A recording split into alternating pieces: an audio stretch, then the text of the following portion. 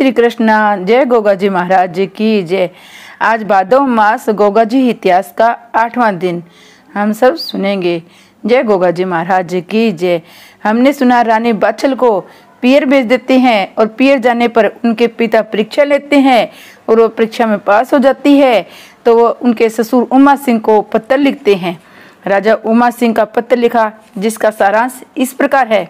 सिद्ध श्री सर्वोत्तम स्थान सिरसा पाटन से दरेवा नगर के राजा उमरपाल को राजा कुंवरपाल की राम राम बंचना। आगे समाचार बांचना। समधी साहब सेवा में निवेदन है, अपने बेसमझी व जुल्म की हद कर दी है। आपकी करतूत देकर मेरा कलेजा छड़नी छड़नी हो गया है। मैंने तुम्हें सज्जन खानदानी इंसान समझकर अपनी बेटी सौंपी थी जिसे तुमने बिना खता अपनी बेटी के सिखाए में आनकर यहाँ भेज दिया है। मेरी सतवती बेटी की कोई खता नहीं है। मैं भली प्रकार जांच कर चुका हूँ, तभी आपको पत्र लिख रहा हूँ। कृपया आप कुंवर जेवर सिंह को सिंगर यहाँ भेजो, वह भी यहाँ आकर समझ ले कि खोट किसका है। अगर मेरी बेटी खतावर निकले तो आप तलवार से मेरा शीश काट लेना, और आपकी बेटी छबीलदे को बात गलत निकले तुम अपने मन में ही गलती मान लेना। मैं छबीलदे को कुछ कह नहीं सकता, वह भी मेरी बेटी के समान है। फिर भी नंद भावज की बातों को कौन समझदार मनुष्य नहीं समझता। पत्र का उत्तर सिंगर देवी, आपका राजा कुंवरपाल, सिरसा पाटन नगर। भक्तों, राजा कुंवरपाल ने सारणी सवार को बुलाकर कहा, यह पत्र राजा उमरपाल के दरबार में पहुंचाओ और उत्तर लेके आना। सारणी सवार ने चटपट पत्र लेकर राजा कुंवरपाल को नमस्कार कर अपने सारणी सजा रास्ते में खर्चे व राजा उमरपाल को भेंट देने के लिए जितने धन की आवश्यकता थी लेकर सारणी पर सवार हो शिव शंकर का सुमरन कर चल पड़ा। रात दिन का सफर तय कर 2.5 दिन में बागर देश के ददेवा नगर में राजा उमर सिंह की कचहरी में पहुंचकर अपना मस्तक नवाया और प्रणाम कर राजा कुंवरपाल को पत्र थमा दिया। राजा कुंवरपाल को पत्र पढ़कर और अपनी बेटी छबीलदे की बात सुनकर रानी बाछल की जांच की।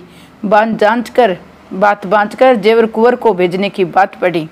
इसके बाद राजा उमा सिंह ने सारणी सवार के खाने नाने का इंतजाम कर अपने महल में पहुंच अपनी बेटी छबीलदे को राजा कुंवरपाल की चिट्ठी पढ़कर सुनाई और हर शब्द पर गौर का परामर्श किया।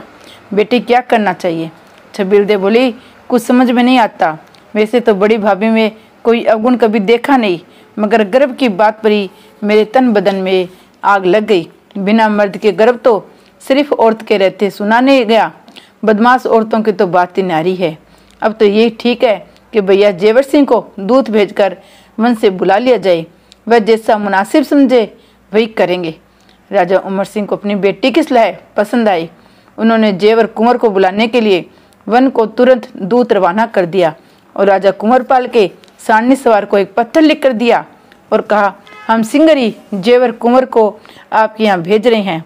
सारणी सवार की चिट्ठी व विदाई में जो हारत दी उसने भी राजा उमा सिंह को राजा कुंवरपाल की दी हुई भेंट दे दी, जिसमें हीरे मोती और पुखराज वगैरह थे। भक्तों, इधर तो राजा उमर सिंह का हलकारा वन से जेवर कुंवर को लेने के लिए रवाना हुआ। उधर रात को सोते में रानी बाछल का गर्भ सपने में बोला, ए माता जी, मैं नाना के यहाँ जन्म लेना नहीं चाहता। जो बच्चा नानी के घर जन्म लेते हैं उन्हें दूसरे बच्चे नन्वा नन्वा कहकर चिढ़ाते हैं। अपने गर्भ की वाणी सुनकर रानी बाछल की आंख खुल गई। रानी बाछल असमंजस में पड़कर बोली, तू अच्छा गर्भ है जो मेरे दुखों का अंत ही नहीं होने देता। मैं तो बिना बुलाए जाने से ही अपनी माता के वचन सुनकर गोगा जी बोले, माँ चिंता न कर, गुरु गोरखनाथ की कृपा चाहिए। ऐसा कहकर अपना चमत्कार फैलाया और अपने बाबा उमर की आंखों में दर्द पैदा कर दिया। आंख में दर्द पैदा हो जाने से वे तड़पते तड़पते डोलते लगे। उसके बाद अपनी करामत द्वारा अपने बुआ छबीलदे के सिर में आंधी शीशी का दर्द उत्पन्न कर दिया, जिससे वे बेसिर पकड़े बेचैन हो गई। उसे ऐसा दर्द हुआ जैसे एक आंख निकल के पड़ेगी। बाप बेटी दोनों दुखी हो गए। इधर अपने पिता जेवर सिंह को वन में सपना दिया कि आप मेरी माँ को सिरसा पटना कर लेकर जाओ। मेरा जन्म पुष्य नक्षत्र में अपने घर पर होगा। मैं नाना के यहाँ नहीं जन्मूंगा। उधर राजा उमा सिंह का भेजा हुआ दूत पहुंच गया। राजा जेवर सिंह का राजा उमा सिंह को आज्ञा सुनाई, आपको आपके पिता ने सिंगर घर पर बुलाया है, कोई जरूरी काम है। राजा जेवर सिंह सपने की बात सोच ही रहे थे कि उनके पिता का हुक्म आ पहुंचा। भक्तों, चटपट राजा जेवर सिंह दूत के साथ चलकर अपनी नगरी ददरेवा आ पहुंचे और महलों में पधार कर अपने पिता के चरणों में शीश झुकाया। राजा आंख के दर्द से भारी बेचैन थे, इसलिए अपने पुत्र को आशीर्वाद नहीं देकर हाय हाय करने लगे। इधर तो राजा आंख के दर्द से बेचैन थे, उधर बहन छबिलदे अपने भाई का आन सुनकर सर पकड़े हाय हाय करती आ पहुंची।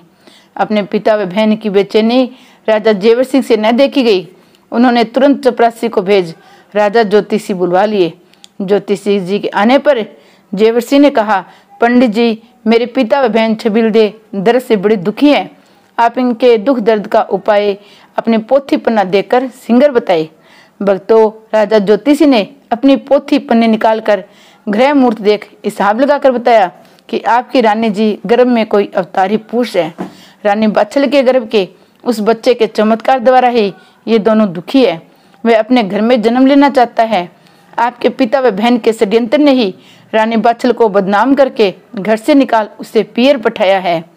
जब तक आप रानी बाछल को उसके पीर से लेकर घर नहीं आएंगे, इन दोनों का दर्द बजाय घटने के बढ़ता ही जाएगा। राजा ज्योतिषी की बात जेवर सिंह को समझ में बैठ गई, जो मन में सपने में मिलती जुलती थी। उन्होंने अपने मन में निश्चय कर लिया, अब बिना सरसा पाटन जाए काम नहीं सुधरेगा। मगर कौन सा मुंह लेकर जाऊं? मुझे तो अपनी गलती के कारण बड़ी लज्जा लगेगी। इन दोनों की करतूतों के कारण मैं अपनी गर्दन उठाने के काबिल भी न रहा, पर बिना जाए भी बात न बनेगी। भक्तों, राजा जेवर सिंह अपने पिता से हाथ जोड़कर बोले, पिताजी, क्या आज्ञा है? आपने राज ज्योतिषी महाराज जी की वार्ता सुनी। राजा उमा सिंह बोले, बेटा, मैं क्या कहूँ, अब तो मुझे अपने व छबिलदे का दोस्त दिखाई दे रहा है। तुम तुरंत ही सिरसा पाटन नगर पहुंचकर बहू को लेकर आओ। अपने साथ फौज पलटन भी लेते जाना। राजा कुंवरपाल घमंडी राजा है, न मालूम वहां युद्ध करना पड़ जाए। राजी नाराजी जैसी भी बने, बहू को लाना ही है। जहां तक हो आदिनी से काम लेना।